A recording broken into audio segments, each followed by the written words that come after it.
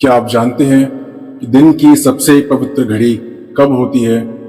वो समय जब सारा ब्रह्मांड मानो एक गहरे मौन में डूबा होता है, जब वायु में एक विशेष ऊर्जा कंपन करती है, जब देवगण भी जागरण की स्थिति में होते हैं और जब आत्मा की भीतर की छिपी शक्ति प्रकृति के साथ गहराई में जुड़ती है।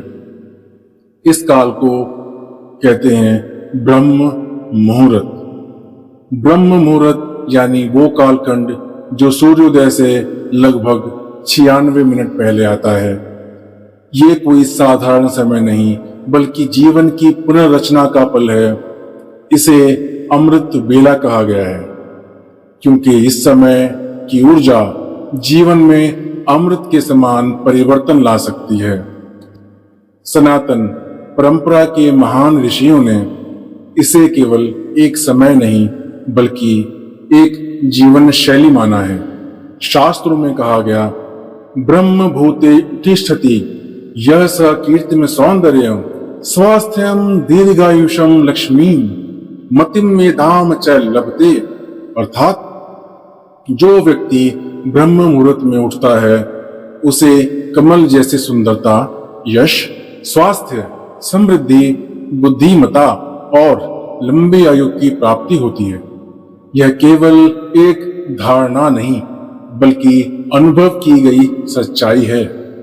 वैज्ञानिक शोध भी अब इस तथ्य को स्वीकार कर चुके हैं कि ब्रह्म मुहूर्त में शरीर और मस्तिष्क सबसे अधिक ग्रहणशील अवस्था में होते हैं। जैसे पौधा तब सबसे अच्छा विकसित होता है जब उसे उचित मात्रा में जल, सूर्य और खाद मिले, वैसे ही मनुष्य की चेतना ब्रह्म मुहूर्त में अपने सर्वोच्च विकास के लिए तैयार होती है। इसीलिए इस समय को द क्रिएटर आवर कहा गया है। ये वो काल है जब आप अपनी वास्तविकता को पुनः गढ़ सकते हैं। और यह कोई चमत्कार नहीं, कोई अंधश्रद्धा भी नहीं, ये एक जागृत विज्ञान है। आज के वैज्ञानिक भी मानते हैं कि सुबह 3:30 से 5:30 के बीच मानव मस्तिष्क की तरंगें विशेष प्रकार की होती हैं, जिन्हें अल्फा और थीटा वेव्स कहा जाता है, जो ध्यान, शांति और उच्चतर चेतना के लिए सबसे अनुकूल होती हैं। मनुस्मृति में स्पष्ट उल्लेख है, ब्रह्म मुहूर्ते धर्मार्थम ज्ञानम च साधयेत्। अर्थात ब्रह्म मुहूर्त में उठकर मनुष्य को धर्म, ध्यान और वेदों के ज्ञान को साधना चाहिए। अब आप स्वयं सोचिए, जिन वेदों को समझना हर किसी के लिए सरल नहीं, उनके अध्ययन को भी महर्षि मनु ने ब्रह्म मुहूर्त के लिए उपयुक्त माना। आखिर क्यों? क्योंकि इस समय आत्मा का संपर्क ब्रह्मांडीय ऊर्जा से सीधा होता है। ब्रह्म मुहूर्त में उठना केवल शरीर को नहीं, आत्मा को भी तरंगित करता है। डिप्रेशन, बेचैनी, चिंता, यह सब केवल मन की स्थितियां हैं। और जब आप ब्रह्म मुहूर्त में उठकर ध्यान करते हैं तो यह स्थितियां ऐसे विलीन हो जाती हैं जैसे अंधेरे में दीपक जल जाए। ये एक साक्षात अनुभव है। आप केवल एक सप्ताह आजमा कर देखिए। इस वक्त उठकर केवल 20 मिनट मौन बैठ जाइए। ना कोई तकनीक, ना कोई विशेष आसन, बस मौन। अब आप खुद हैरान हो जाएंगे कि आपके भीतर कितनी ऊर्जा, कितनी शांति और कितनी स्पष्टता है। आपके विचार एकदम शांत हो जाएंगे, शरीर हल्का महसूस होगा और आपके चेहरे पर जो आभा आएगी वो किसी भी सौंदर्य प्रसाधन से कहीं अधिक होगी। और यही कारण है कि वैदिक काल में हर विद्या, चाहे वह योग हो, आयुर्वेद हो या वेदों का अध्ययन, सबकी शुरुआत ब्रह्म मुहूर्त से ही मानी जाती थी। आपके जीवन का उद्देश्य चाहे कुछ भी हो, धन प्राप्त करना हो, नाम कमाना हो, किसी कौशल में महारत हासिल करनी हो या फिर आत्मिक शांति पाना हो, उसके लिए सबसे पहली आवश्यकता होती है एकाग्रता की। वो एकाग्रता जिसमें ना कोई बाहरी शोर, ना भीतरी शोर, वो गहराई जिसमें आप खुद को भूल जाएं और सिर्फ उस लक्ष्य से जुड़ जाएं जिसे आपने चुना है। ये वो अवस्था होती है जिसे स्टेट ऑफ फ्लो कहते हैं, जहां कार्य करना साधारण नहीं, दिव्य अनुभव बन जाता है। और इस गहन एकाग्रता के लिए योगी, मुनि, तपस्वी वर्षों तक हिमालयों की गुफाओं में, निर्जन वनों में साधना करते रहते हैं। लेकिन क्या हम जो संसार के कर्मों में रत हैं, क्या हम ये अनुभव कर सकते हैं? बिल्कुल कर सकते हैं। परमात्मा ने हम सबको एक ऐसा समय उपहार में दिया है जिसमें संपूर्ण ब्रह्मांड स्वयं हमारी साधना, हमारे लक्ष्य और हमारे कर्म के साथ खड़े हो जाता है। वो समय है ब्रह्म मुहूर्त। अब आइए समझते हैं ब्रह्म मुहूर्त कैसे वास्तव में आपकी सहायता करता है। सनातन धर्म कोई परंपरा मात्र नहीं, बल्कि एक वैज्ञानिक जीवन पद्धति है। इसमें दिन को विभिन्न कालों में बांटा गया और हर काल की अपनी ऊर्जा और अपना प्रभाव होता है। शाम के 6 से 9 बजे तक का समय होता है रुद्र काल। यह अशांतियों का समय है। इस समय निद्रा नहीं लेनी चाहिए, क्योंकि यह समय ध्यान, चिंतन और अपने दिन के अनुभवों की समीक्षा के लिए उपयुक्त माना जाता है। रात के 9 से 12 बजे तक का समय है रक्षा काल। इस समय शरीर और मस्तिष्क को विश्राम देना आवश्यक है। जागरण इस काल में स्वास्थ्य पर दुष्प्रभाव डाल सकता है। रात के 12 से 3 बजे तक का है गंधर्व काल, जब नींद सबसे गहरी होनी चाहिए, क्योंकि मस्तिष्क की मरम्मत और शरीर की पुनर्नवा प्रक्रिया अपने चरम पर होती है। और फिर आता है वो समय जब पूरा ब्रह्मांड जागता है, जब ऊर्जा की धारा बहती है, जब शक्ति भीतर उतर जाती है। वो समय होता है मनोहर काल, यानी सुबह 3 से 6 के बीच का समय। इस समय को कहते हैं ब्रह्म मुहूर्त।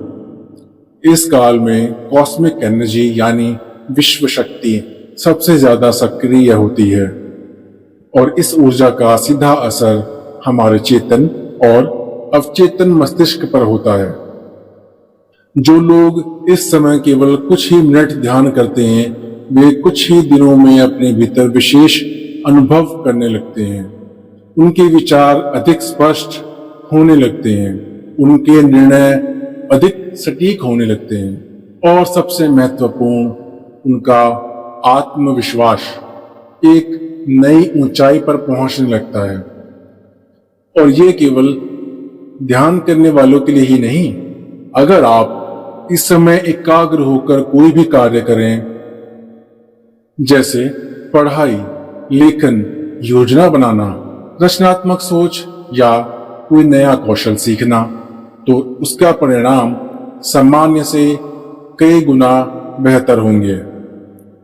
यही कारण है कि साधु, योगी और ऋषि इस समय को ईश्वर से जुड़ने का सबसे श्रेष्ठ माध्यम मानते हैं।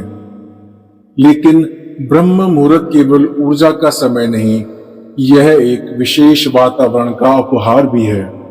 दूसरा उपहार जो ब्रह्मांड हमें इस समय देता है वो है मौन।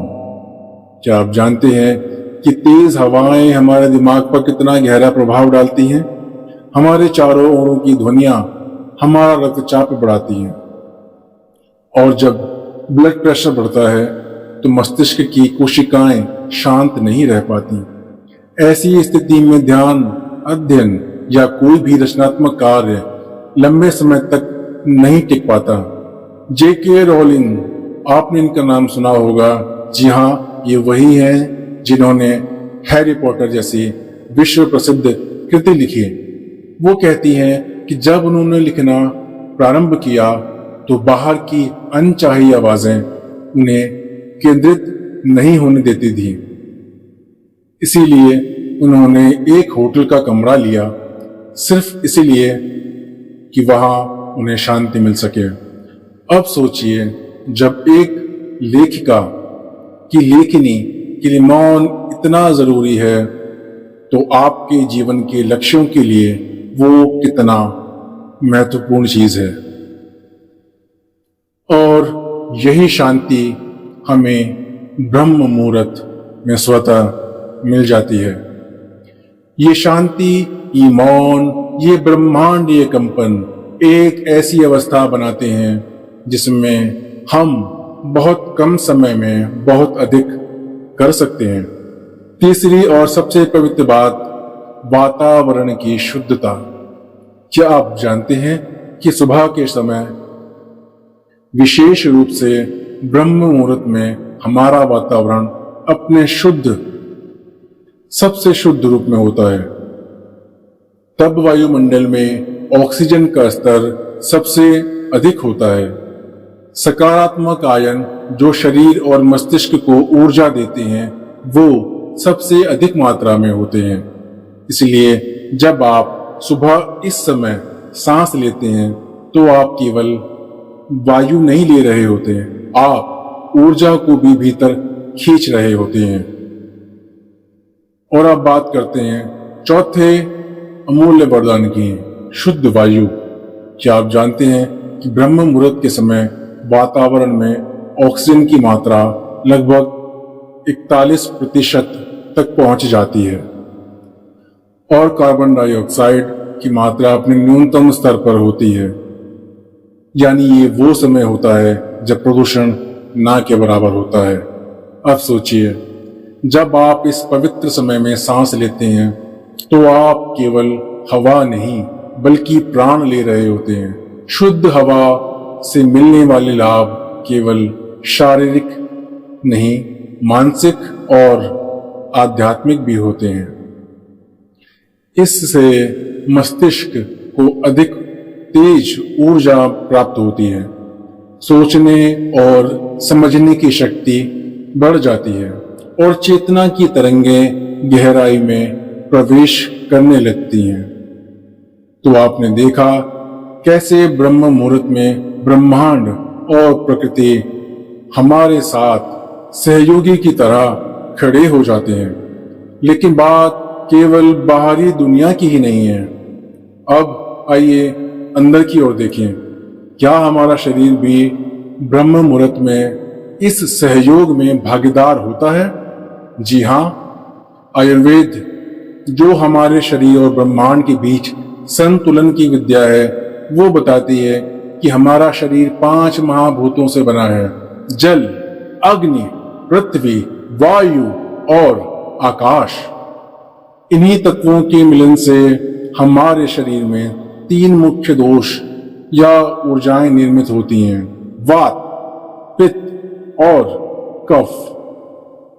वायु और आकाश मिलकर वात बनाते हैं, अग्नि और जल मिलकर पित्त बनता है, जल और पृथ्वी से मिलकर कफ बनता है, और वात जो कि वायु और आकाश का मेल है, यह शरीर की वह शक्ति है जो मानसिक और बौद्धिक कार्यों के लिए सबसे महत्वपूर्ण है। आयुर्वेद के अनुसार सुबह 2 से 6 बजे और शाम के 2 से 6 बजे ये वात शक्ति हमारे शरीर में प्रमुख रूप से प्रवाहित होती है और इसलिए यह समय मानसिक, रचनात्मक और बौद्धिक कार्यों के लिए सबसे उपयुक्त माना जाता है। लेकिन ये केवल एक शारीरिक तथ्य नहीं है। वात शक्ति हमारे शरीर के एक विशेष ऊर्जा केंद्र से जुड़ी होती है, जिसे कहते हैं अनाहत चक्र। अनाहत चक्र हृदय के केंद्र में स्थित है जिसका रंग हल्का नीला जैसे आकाश, जिसका तत्व वायु, स्वतंत्रता, विस्तार और चेतना का प्रतीक है। ये चक्र केवल शारीरिक नहीं, आध्यात्मिक और भावनात्मक शक्ति का केंद्र भी है। ये चक्र हमें जोड़ता है ईश्वर प्रेम, भक्ति, सच्ची भावना और निष्ठा से।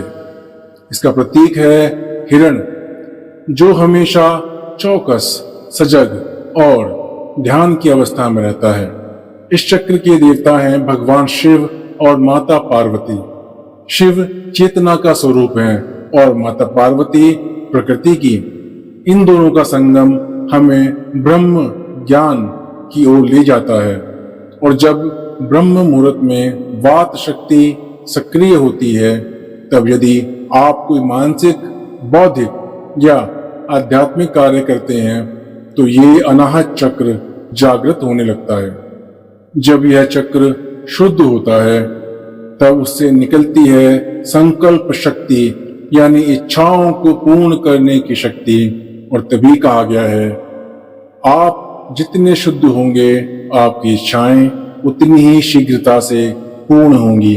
गहरी नींद के बाद सुबह ब्रह्म मुहूर्त में जब आप जागते हैं तो मस्तिष्क सबसे शांत और ग्रहणशील अवस्था में होता है।